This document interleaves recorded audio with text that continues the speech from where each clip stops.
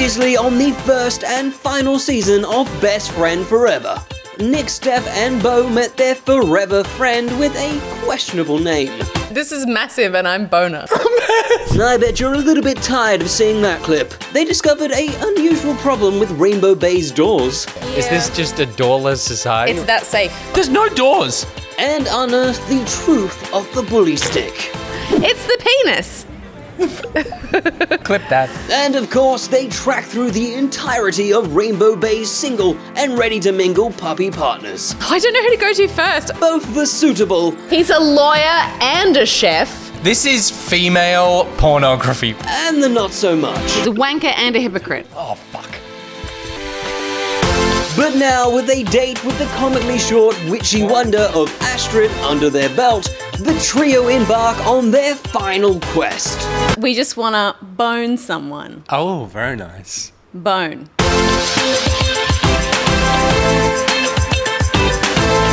Hello, welcome to another playback of Best Friend Forever, the dog owner dating sim. That's true. We have to clarify that it's not the dogs that are dating, which Yeah. I think would actually make another equally excellent, perhaps more excellent game. And even more excellent for me if it was humans dating dogs, because that feels like, again, the kind of weird that I'm into.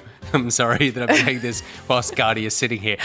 This episode, of course, is brought to you by Avexia, one of the great patrons who has joined up to own a segment.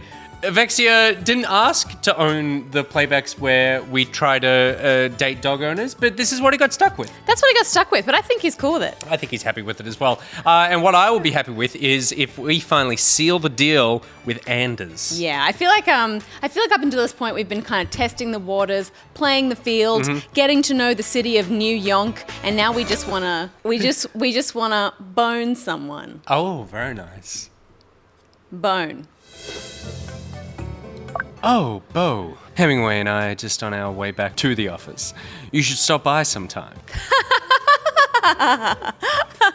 That's crazy. You would suggest that, but I'll keep that in mind. I was thinking of taking Hemingway to do something special for his birthday. I don't suppose you have any ideas? Ooh, dog birthday party. Birthday party. Oh, right, okay. Ooh, spa day would be cute. A spa day would be nice. If you and Scotty could do anything today, would it be a birthday party? Would you go get like well, for her it would be a petty, or a steak dinner? No. Don't Massive. tug on him. Stop it. That's our job. We're terrible at this. Look, Scotty definitely hates having her nails trimmed, so he wouldn't do that. All right. Steak dinner would be fun, but I feel like a birthday party would be more fun, so Okay. let's suggest that. How about a birthday party? Get all his friends around to play, including me. Oh, that's good. That's not a bad idea. It sounds like it could require a bit more planning than I'm after, though. He's foisting the duty onto us. He is. The woman, aka party planner. Oh, yeah, right. This is very gendered. Yeah. I mean, maybe it could be a small one, a party of 2. Oh. Or perhaps even sexier, 4. Oh. If I didn't know any better, I'd assume you're asking me for some one-on-one time or 2-on-2 time. No, I think the dogs would be there, so, it just wouldn't be... I'm teasing. I'll keep workshopping. This being said, didn't he feel our face and was like, "You're a honey"? Didn't that happen? Yeah. Wasn't No, he we really forward that he said something about he's great with his hands and the cooking? We had a whole moment. Yeah. I feel like he's being very coy with us Don't now. step back from the insane flirting you did with the person you met. That was it? What the fuck? Did he just ghost us? Oh, what a piece Did of we shit. get ghosted? Did we get ghosted? Okay, well, do you want to just do Astrid and Anders then? Yeah, let's focus hard on those two. Are these star ratings for the people? Other people have given them a star rating? No, it is for the location because it's Fox's Tavern and Bar, but I did think the same thing. The game is not reviewing humans like some sort of Black Mirror episode. Yes, exactly. Yeah. I'm still thrown by the amount of coats she has on. So, she's and look at what Astrid is wearing. Yeah. So either one of them is freezing or one of them is boiling hot. Oh, hey, Bo. We were just discussing star signs. Fox thinks Cancerians are the worst. I said Gemini are. What do you think? What's the worst one? I mean, I don't know anything about this. I'm just going to choose the thing that doesn't Agree with anyone. Put me in the bad books. Yeah. What's your star sign? Aries. Oh, interesting. Is it? Yeah, well, they're the worst. Dog event! Pull that dog! Good work. Yeah, I know one. She's a Scorpio. Astrid is a Scorpio. Fuck, man. And we just said that Scorpios are the worst. Fuck, we should have just agreed with Astrid. We should have agreed with her. Oh, God, if you're trying to sleep with someone, you just say yes to whatever they want. It's true. Wow, you really stepped in it. Look, I'll give you credit for I can't believe we just insulted our backup. Our plan B. Foiled. All right, so now we're on week 5. Now we can bang. Week 5 is bang week. That's bang week, right? You It's put bang 5 week. weeks into a relationship, bada boom, bada bang. Then you're in bang week. Yes. He's printing invitations. He took our advice. Oh no, is that the fucking dog thing? Oh. Poor Prince reception. Oh, Prince. And I have to say, the results are truly remarkable. Your vaccinations are all up to date, no sign of fleas or ticks, and a nice steady heart rate. Fantastic. It's so good to see such a hard-working serviceman be so well looked after. In fact, bartender, get this man a drink. Me? Am I the bartender? Yes, you are. Yes, please serve up your best artisanal cocktail for this inspirational man. Hemingway is a dog? True, so no chocolate. Okay. Or alcohol. Boo, what a party pooper. Come on, bartender, what's on the menu? Salty dog. The salty dog is a cocktail, right? Seems perfect for a hard-working veteran. I love it. I'm imagining Hemingway at the helm of a ship in a captain's hat. This guy lives in, I don't know what kind of universe. Without the gin, a salty dog is just grapefruit juice and salt. I don't know if you've ever tried... Sorry,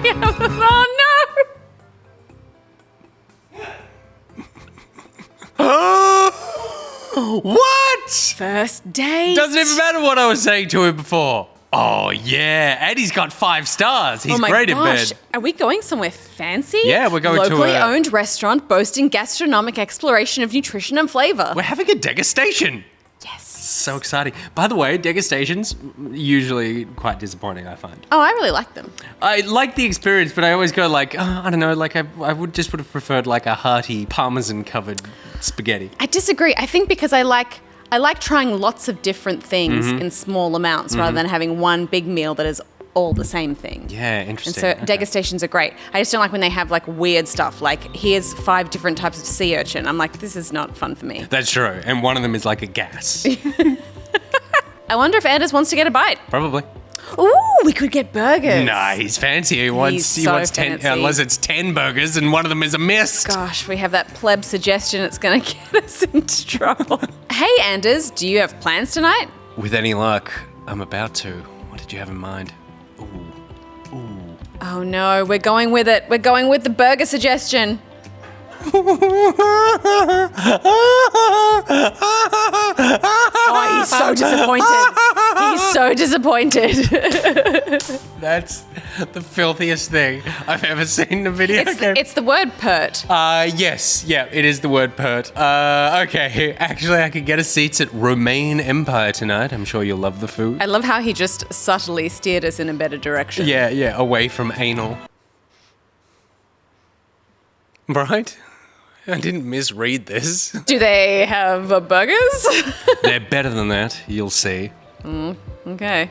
He's a fancy eater. Look, I have no ideas what Anders expects me to eat, but I guess we'll find out. It's the bud, right? Oh. Shit, I am underdressed Very for much this so. establishment. And I have a dog.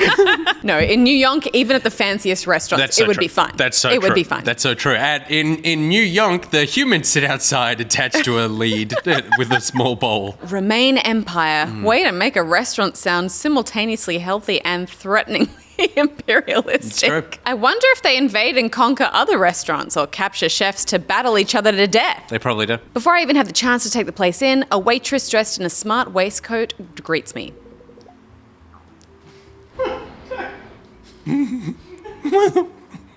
She looks afraid. She looks terrified. What are they doing to her back there? You should do her voice. Good evening. Good evening. Will you be dining alone? No, I am meeting someone. Anders?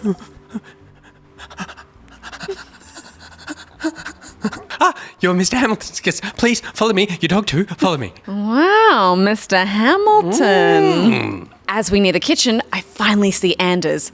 He sits at a large table with Hemingway resting by the side of his chair and a glass of wine in his hand. The table itself is situated right by the kitchen, and despite its size, is set for only 2 guests. Oh, God, what a lame birthday. Your guest has arrived, Mr. Hamilton. He's like, don't speak to me when I'm not looking at you. Damn it! Anders stands up and takes 3 precise steps towards me. He smiles softly and places one hand on my upper arm. It's warm. This place is fancy. Yep. I told you you'd like it. I feel like maybe I'm a little bit underdressed. Really? I couldn't tell. Oh, right, because, it's a blind joke. I get it. Yeah. You're wearing a fragrance at least, aren't you? I like it. It's just my natural musk. You're wearing a fragrance at least, aren't you? Asshole! Oh, it's just a cheap one, but thanks. Who says that? That's ridiculous. Who says that? He's like, I like it. Oh, thanks. It's actually... Impulse body spray. Yeah. He doesn't need to know I stopped at the supermarket on the way here and rubbed 3 different magazine samples on my body. Good call. Anders gestures towards the only other set place at the table, immediately next to where he'd been sitting. Our seats face the kitchen, giving me a clear view to the various chefs hard at work. By the window, I can see a wizened woman carefully plating a dish I wouldn't be able to begin to describe as food. A wizened woman? Yeah. Is she putting a curse on that food? Yeah, that's the head waitress, the old crone. The old crone. The skeely of the woods. I recommend the wine pairings. Someone's kind of trying to get us drunk. That's true. I will go with that then.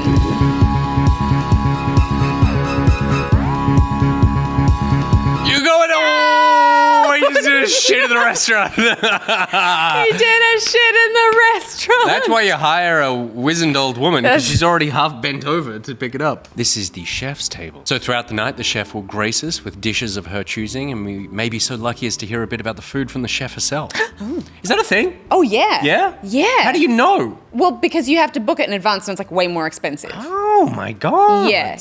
It's totally a thing. I would find it annoying. To be the chef? Well, definitely to be the chef. I meant to be the customer for someone to keep coming out going, so what do you think about the thing I just made? Yeah, I guess it's more like for like hardcore food nerds Yeah, who want to it's see true. the preparation and then get like individually singled out by the chef and just talking about... I'm not saying I would do it. I'm just saying that that's a specific experience that some people might enjoy. Pete, I was going to say, Pete, how many times have you guys done That it? was different. We were on a cruise and it's called the captain's table. Different. It's really the most authentic way to experience restaurant cuisine now. It's so much more about the process than just the process of putting food in your belly. There's a story behind every piece.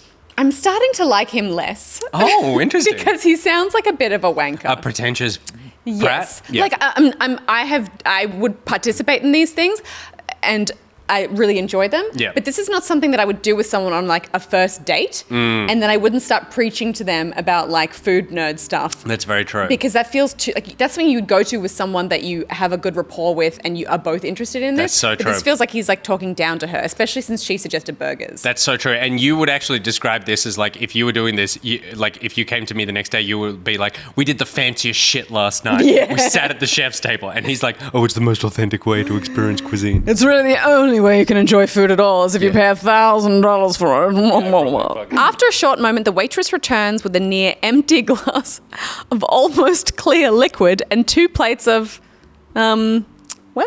Missed. To start tonight, we have a medley of herb gels with a nastrum leaf and a green tomato sorbet. Our wine pairing is a local dry Riesling with a bright citrus bouquet and notes of mild spice. Enjoy your meal. I have no idea what this is. No one does. Shut up. How do I even start to eat this? You're already overthinking it. Eat it however you would like to. Everything on the plate is edible. Via osmosis. What, like, show me a plate where everything on the plate is not edible. Isn't that all plates? My favorite is when they have to come out to describe to you the best way to eat it, and they also tell you the order at which things should be eaten in. Even this leaf? Of course. It's nasturtium. Nasturtium. It's nasturtium. It should be crisp and slightly peppery. Okay, that's pretty nice. Yeah, good. Now try the Nasturtium. nasturtium with some sorbet and one of the herb gels. Whoa. Is that a good He's sound? like a super villain. It tastes like spring. A small tear rolls down my cheek. It only takes me a minute to clear my plate of the few dollops of gel and sorbet. Of course. I finish off with one swig of wine, enough to drain the mostly dry glass. To my side, Anders gently pokes around the plate with his knife, occasionally bringing to his mouth to taste each element. There's a tenderness to the way he moves, as if each microscopic movement is done with full consideration. Yes. I catch myself staring a little as the corners of his mouth curl up around to the tip of his knife. I can feel you staring. I'm sorry, it's just you seem like you're enjoying yourself. I always do. You should try your wine if you haven't already. Not wanting to seem like an alcoholic, I pretend to drink. So delicious in the small sips of it that I'm taking. Sure. Drank it all in one gulp then, huh? You lush. Yes, I did. Next course, I'll show you how to taste wine, if you like. You mean besides drinking it? Oh no, it's so much more than drinking it. Anders finishes his plate, and before long, the waitress returns with an assistant to clear our dishes while he places more down in front of us. And now for our second course, we have a scallop ceviche with pickled watermelon rinds, golden beetroot, and a garden sorrel. With this, we have a youthful Sauvignon Blanc sourced from a vineyard just 15 kilometers south of Rainbow Bay, exhibiting a natural flinty minerality and an aroma of fresh blossoms. Okay, you definitely made some of those words up.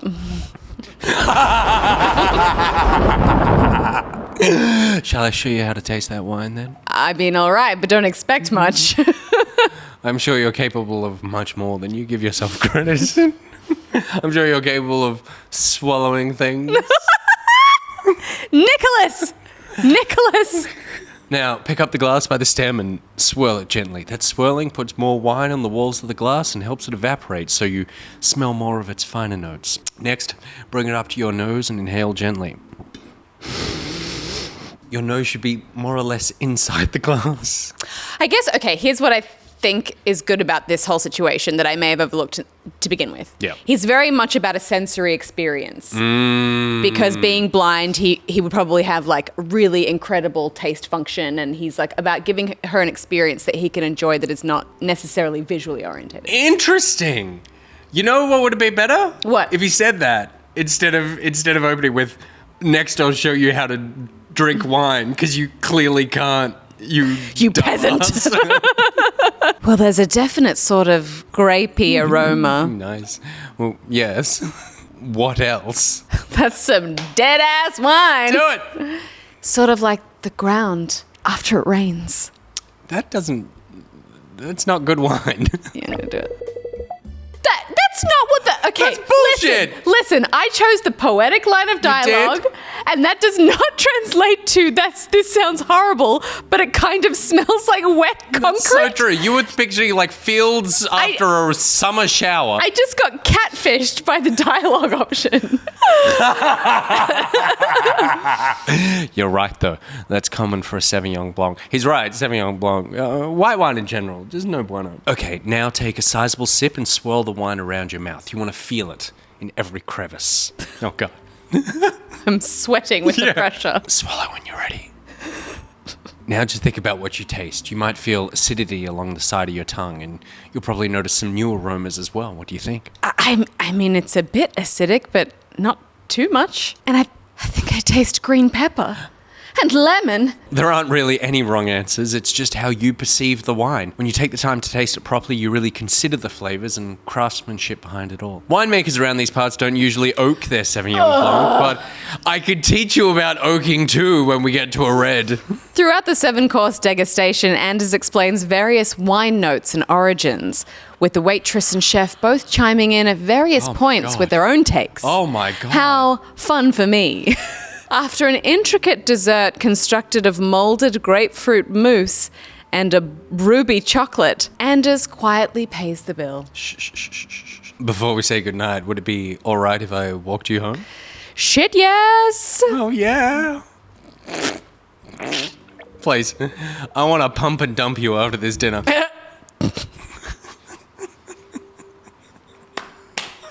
What was that noise?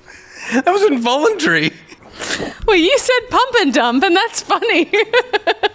Anders and I step onward into the night, sticking to the main streets of the arts district. Oh, how exciting. Are you sure it's all right walking me home? You don't live around here, do you? No, I have an apartment by the beach in South Shore, but it's fine. I'll catch an awooba later. Thanks. Of course, you're not cold, are you? It's a little bit chilly. Would you like my scarf? Before I can really respond, Anders has removed his scarf and offers it to me with his free hand. Here, stand still. He issues a lot of, instructions, doesn't he? He does. I'm getting, a Christian Grey vibe from him. He does. Expensive and, Yeah. bossy. But, some real issues with his... I believe, to quote the book, and I mean this very literally, with his crack whore mother. That's a line from the book. Enjoy that, everybody. He places the scarf around my shoulders and ties it loosely by my collarbones. Wow, it suits you. Smartass. Not falling for those anymore, huh? Actually, I wanted to ask, how much can you see? I can see enough to know that I'm very attracted to you. So does that mean... I can do the same things as anyone else. Certain things I can do better than most, in fact. Oh my goodness! Or so I've been told. Oh shit! Oh my god, it is like a soup kitchen down here right now. Like what? Please elaborate, sir. On the street. I need specifics. Yeah. Is it cunnilingus? Is that what you're talking about? I've been known to misinterpret things, so I'd like you to be very clear. Why don't I show you? Anders immediately is next to me now. We stop below a streetlight and his calloused fingertips find the curve of my jaw.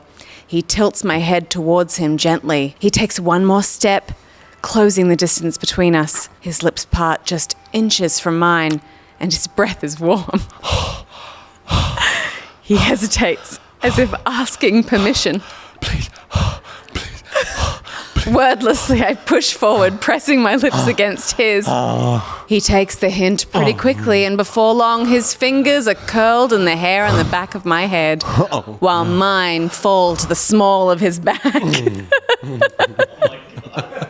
My eyes are closed, but I can feel him smiling softly into the kiss.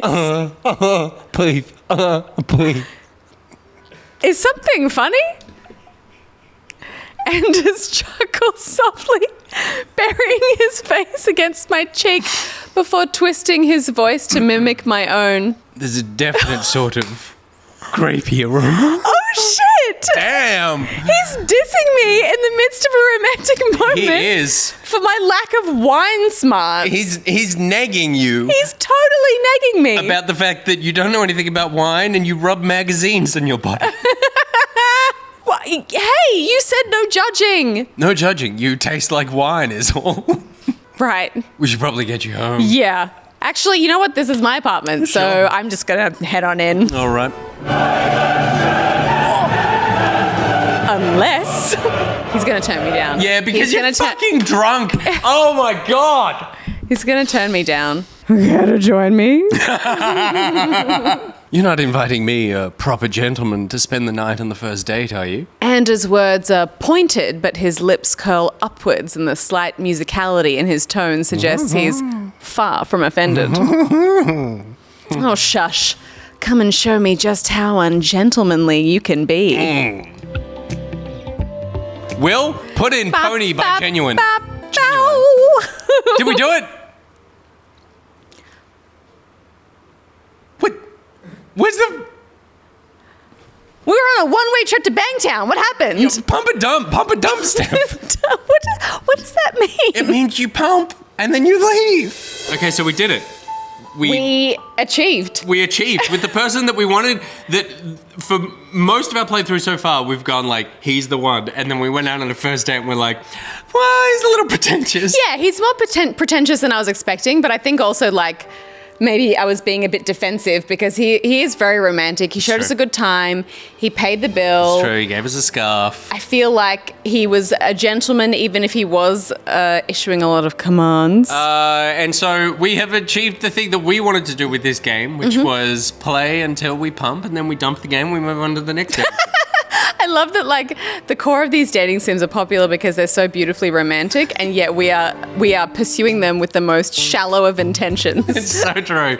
Every time. It's what we did with Dream Daddies, it's what we did with this, and it's what we're going to do with the next one. So funny because anytime someone brings up Dragon Age Origins or something with me, I'm just like, did you bang Morrigan? Yeah. And everyone's like, what? And I'm like, I couldn't get her to bang me. What's that about? What's that about? They're like, it's a great game for many reasons. I'm like, yeah, but like, what did you say to her? Yeah, because I feel like, yeah. Did you, maybe, is it? How did that conversation go? I'd like Maybe I to. insulted her as a Scorpio or something. Maybe that's what went wrong. But if you're excited to pump and dump more dating sims, then give us a follow on YouTube, like this video, and stick around for the next series that we embark on. Well done, sir. Well done, man. Yes. Are you a ma'am? A miss? I think I've entered ma'am territory. Are you a ma'am as now? much as I hate to admit it. All right. And I ended on a down note.